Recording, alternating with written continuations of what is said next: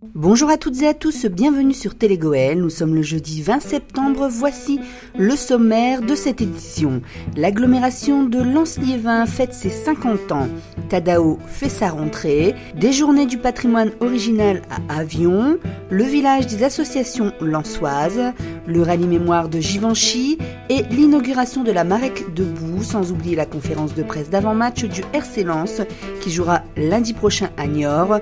Mais on débute ce JT avec une belle action et notamment des supporters lensois. Alors le but du week-end, déjà c'est de mettre en valeur ce bâtiment grâce aux journées du patrimoine. Mais le but précis de l'association, c'est de sauvegarder ce bâtiment. Donc c'est un travail qu'on a commencé avec Nico il y a 3-4 ans en arrière. Et là on avance un petit peu plus avec les institutions justement pour protéger le bâtiment. Ce bâtiment qui est atypique, c'est le plus petit chevalet du Nord-Pas-de-Calais. C'est le dernier puits d'aération existant. Et puis il a un nom qui est quand même très très connu sur le secteur. Et c'est pour ça qu'on a beaucoup de supporters qui viennent nous aider sur ce projet. Il s'appelle Saint-Félix ou Félix Vollard. On nettoie, on enlève les branches par exemple et on enlève les papiers, tout ça. Et on brûle les branches. Je crois que c'est important de combiner un travail de longue haleine qui est celui de la mission bassin minier et puis des fois des actions très concrètes auprès de citoyens engagés emmenés par Arnaud. On est samedi, j'aurais pu rester vautrer dans mon canapé. Je préfère venir filer un petit coup de main ici en espérant qu'on trouvera prochainement des solutions pour préserver le site et puis surtout pour le valoriser derrière, quoi. La difficulté pour nous a été de regrouper les différentes institutions pour nous donner un coup de main sur le projet. Donc là, dans un premier temps, c'est déjà le protéger pour en faire quelque chose, le remettre au goût du jour, et puis on avance. Là, on a une réunion prochainement avec tous les acteurs du territoire le 9 octobre, et on espère avancer. Donc pourquoi pas en faire un site de visite, un site de mémoire, mais qui soit très fréquenté, plus squatté. Voilà, il faut mobiliser toutes les énergies, donc ça passe par un travail technique, institutionnel, d'ingénierie financière, mais ça passe aussi par des actions citoyennes qui permettent de montrer que les gens d'ici ils sont attachés à leur patrimoine. Et c'est le week-end des journées du patrimoine, mais c'est aussi toute l'année que les gens de la région, du bassin minier sont mobilisés pour ce patrimoine. Et c'est bien de le montrer de manière très concrète, comme ça, en venant mettre les mains, non pas dans le cambouis, mais en tout cas dans la nature qui a repris ses droits, et pour aussi redonner un peu un statut à ce site qui ne serait plus simplement juste une friche abandonnée, mais quelque chose qui est déjà en train de retrouver une seconde vie. L'agglomération de Lens-Liévin fête ses 50 ans. Le président actuel, Sylvain Robert, a tenu à célébrer cet anniversaire en musique, mais pas seulement. 50 ans, ce n'est pas rien. Des actions, des projets menés en commun avec les communes, mais aussi les agglomérations voisines, le département, la région et l'État. Malgré parfois quelques erreurs, le travail de ces 50 ans, c'est la rénovation des stades couverts de Liévin et Bollaert de Lollis, le BHNS, le Louvre-Lens, les formations numériques, le passeport, le musée Lens 1418 de Souchet, mais c'est aussi des actions au quotidien, la collecte de vos déchets, l'assainissement, le tourisme, l'entretien des parcs. Dimanche 23 septembre à partir de 11h au Parc des Cities, vous pourrez retrouver toutes les explications sur le rôle de votre agglomération à travers différents ateliers et animations, suivis d'un grand concert live Horizon avec notamment Slimane et Claudio Capéo. Des places sont encore à gagner en écoutant la radio Horizon. On écoute Sylvain Robert, le président de l'agglomération de Lens-Liévin. C'est un moment important dans une collectivité de voir qu'on a 50 ans d'histoire commune et puis surtout de montrer un peu les réalisations qui ont été faites et de se projeter un peu sur l'avenir et de partager ça avec nos partenaires, avec les communes qui sont quelque part les membres fondateurs de la communauté d'agglomération du district à l'époque, et puis avec les entreprises, les associations, la population qui au quotidien bénéficie peut-être même des moments sans le savoir des services de la communauté d'agglo. Par exemple, alors on parle du ramassage des ordures ménagères, ça c'est l'agglo. Demain les transports, c'est aussi l'agglo. Quand on parle aujourd'hui peut-être de choses symboliques sur du développement économique, l'agglo est derrière. Donc quand on parle de grands projets, le Louvre, l'Arena Stade Couvert, le Stade Bollaert de Lollis, le nouvel hôpital, l'agglo fait partie du tour de table de ces grands projets-là. Quand on parle du musée qui a été fait à Souchet, du commémoration de la Grande Guerre, l'agglo est aussi dans le tour de table. Donc voilà, ça ça paraît peut-être assez limité, mais la liste est encore longue. Et surtout, c'est le fruit de plusieurs années de travail, plusieurs années de collaboration avec les communes et avec nos partenaires. Ce mardi 18 septembre s'est tenue une conférence de presse à Tadao. Une conférence ayant pour but d'informer des nombreuses nouveautés de cette rentrée 2018-2019, comme la mise en place d'une nouvelle carte de transport, mais aussi très bientôt de l'application Tadao. Une rentrée placée sous le signe du renouveau pour l'entreprise de transport qui change de logo et de couleur, montrant ainsi une image plus moderne et dynamique, tournée vers l'innovation. Mais l'essentiel, en fait, en 2020, ce sera fini. Beaucoup de changements sont encore à venir d'ici 2019. De nouveaux bus, de nouvelles bornes d'information en temps réel et un nouveau réseau comptent parmi les grandes mesures prises pour l'année à venir. Une année qui s'annonce fort prometteuse pour la compagnie ainsi que pour le confort de ses nombreux usagers. Eh bien, beaucoup de nouveautés importantes qui se mettent en place dès la rentrée sur le réseau Tadao. Tout d'abord, la nouvelle carte Passe-Passe, donc nouveau support pour les titres de transport de Tadao, qu'on peut utiliser bien sûr sur l'ensemble du périmètre des transports publics Artois-Gohelle, mais également pour mettre ces titres de transport sur les autres réseaux des Hauts-de-France. Voilà, donc on peut sur cette même carte utiliser le train, mais c'est déjà possible sur le périmètre Artois-Gohelle, mais jusque l'ensemble des périmètres des Hauts-de-France aller mettre ces titres de transport TER et des autres réseaux urbains de la région, comme à Lille par exemple ou à Arras. Alors d'autres nouveautés qui arrivent très bientôt, c'est l'information en temps réel avec l'appli Tadao qui très bientôt donc, permettra de voir le temps d'attente du bus en temps réel et de façon très précise. Toutes les informations sont disponibles sur le site tadao.fr et dans toutes nos agences. Merci beaucoup.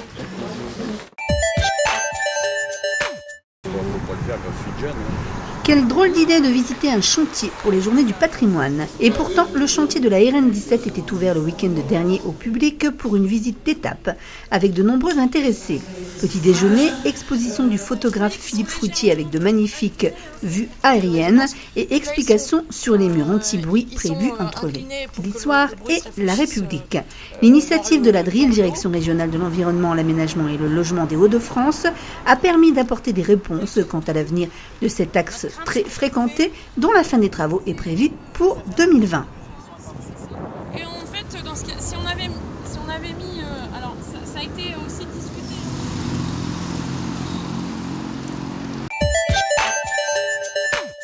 C'est dans la joie et la bonne humeur que le Forum des associations de Lens a débuté samedi dernier.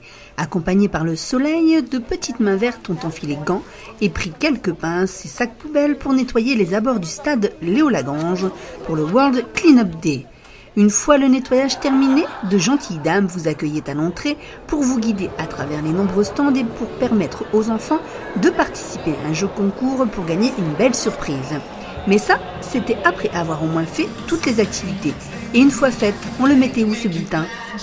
Il y a une urne qui se trouve ici, ou là-bas de l'autre côté à la Alberta Champ, pour faire un tirage au sort à 18h. En tout cas, on ne pouvait pas se tromper. Une fois l'entrée passée, plusieurs options s'offraient à vous. Asso culturel, asso sportive ou asso citoyenne, santé, loisirs, le choix fut difficile. Mais les stands à succès ont bien entendu été ceux où on pouvait découvrir des démonstrations. Boxe taille, judo, karaté, athlétisme et même majorette. D'ailleurs, certains se sont essayés à la musculation. Jeune homme, allez-y. Donc doucement, resserrez un peu les jambes. Restez bien droit, le dos bien droit. Levez la tête et on pousse sur les jambes et on reste bien droit. Sans tirer sur les bras, on lâche les bras tendus. Bras tendus. Voilà. Et on descend, on fait glisser la barre le long des triceps et on remonte. Avec un dos toujours bien droit. Voilà, levez la tête et souriez. Sortez la poitrine, c'est très bien. Une belle expérience pour ce futur bodybuilder qui rejoindra peut-être la salle de musculation de l'association lensoise située au stade Léo Lagrange. Mais la musculation n'est pas le seul sport à Lens. On écoute M. Secac Jean-François, adjoint en charge de la politique sportive de la commune, nous parler de ce village des associations. Alors c'est la 4e édition du village des associations, donc aujourd'hui sur la salle Coubertin et la Albertin Champ. Vous avez plus de 90 associations qui sont réunies. Vous avez des activités extérieures avec des structures gonflables, des poneys, donc plein d'activités aussi sur l'extérieur. Et puis cet après-midi aussi la rentrée du district Artois de football avec la rentrée sportive pour les petits. Le but, c'est de faire connaître les associations aux parents qui désirent inscrire leur enfant dans une association sportive, culturelle, voire autre. C'est de pouvoir prendre contact aussi avec les dirigeants pour savoir où se situe l'association, le lieu, les horaires d'entraînement, etc.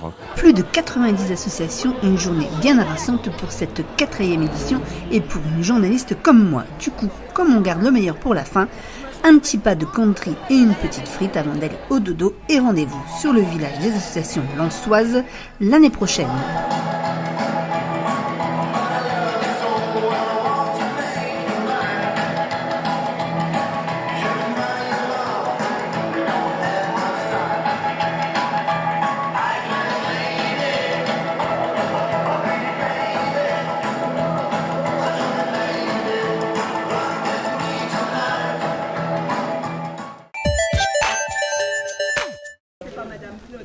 L'association Le Coquelicot, Following Their Footsteps, créée en 2005, œuvre à promouvoir le patrimoine de la Première Guerre mondiale dans la région à travers des actions pédagogiques.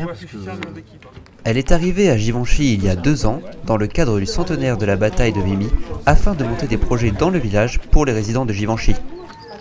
Pour la 2e année, nous avons organisé un rallye, donc avec des questions. Les gens se déplacent en voiture et ils ont un questionnaire, donc ils posent des questions autour de Givenchy, Neuville-Saint-Va, le mémorial canadien.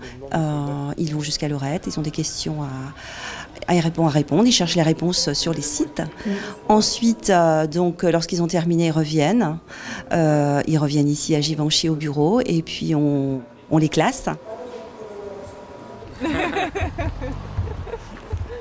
Donc il y a un classement avec un premier qui aura ce trophée et puis il y a aussi un concours de voitures puisqu'ils sont tous venus en voiture originale et puis ensuite l'auberge espagnole, donc nous prenons un repas ensemble pour ceux qui le désirent. Les petits groupes, on peut changer d'équipe. C'est une belle façon de découvrir les lieux d'histoire dans la région. En plus, on a du beau temps, c'est extraordinaire. Regardez, vous avez vu un peu? Merci. Elle pense pas à nous parce qu'il y a 2 chevaux, et puis il y a celle-là.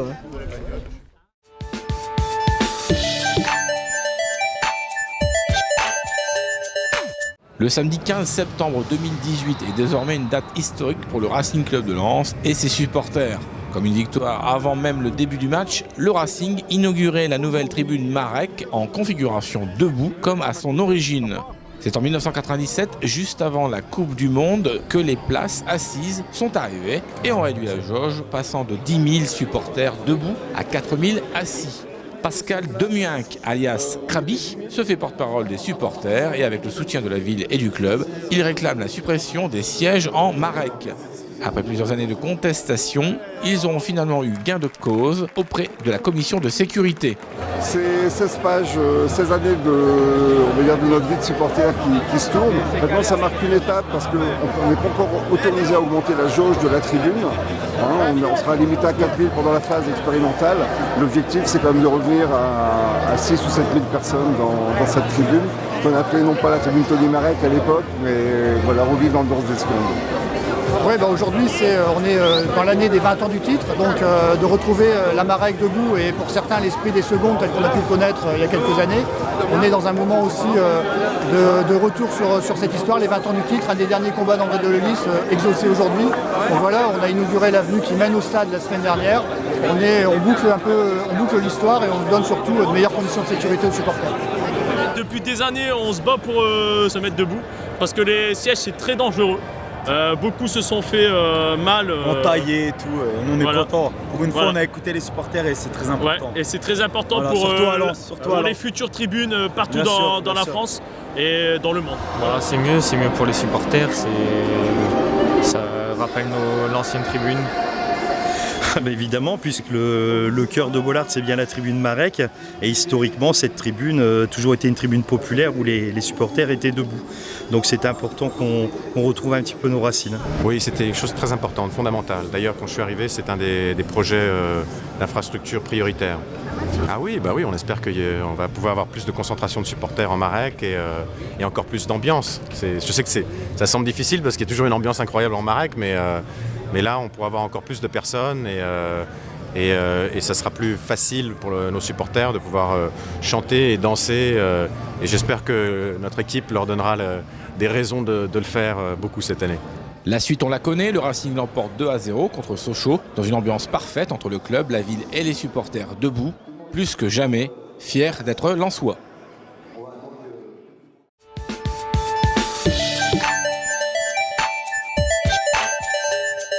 Après Metz, je pense que c'est l'équipe la mieux classée qu'on va rencontrer, une des meilleures équipes à domicile, avec une des meilleures attaques. Donc forcément, à chaque fois qu'on doit rencontrer une équipe de ce niveau-là, on doit se préparer. Et puis c'est aussi un bon challenge pour l'équipe pour se juger dans ce championnat-là, parce que on n'est qu'à pour nous 6 matchs et on voit bien qu'il y a beaucoup d'adversité dans ce groupe-là. C'est quand même une équipe qui est performante à domicile. Je crois qu'ils ont concédé qu'un seul nul.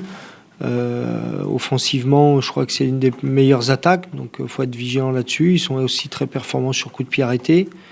Et puis moi j'ai trouvé que défensivement, malgré sur 1 ou 2 matchs où ils prennent 2 buts, ils sont plutôt solides, quoi. Donc c'est une équipe complète et c'est ce qui fait, je pense, leur force, c'est qu'il y a très peu de failles. On sait qu'ils sont bons sur les coups de pied arrêtés déjà, mais on va plus les analyser ce week-end, on va prendre notre temps.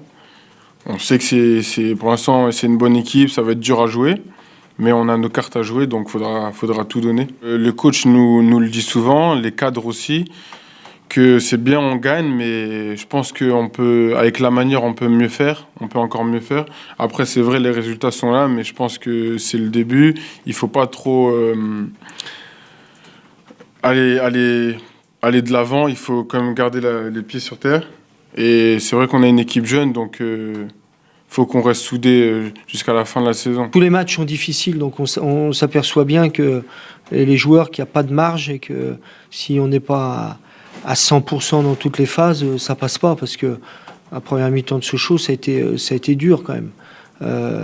Après, on a réussi à prendre le dessus, mais on n'a pas eu vraiment de match facile. Donc, comme les victoires à chaque fois sont difficiles, ça nous permet de rester, de prendre conscience de la difficulté de ce championnat-là. Nous, il faut qu'on continue à être défensivement extrêmement performants, parce que c'est notre socle.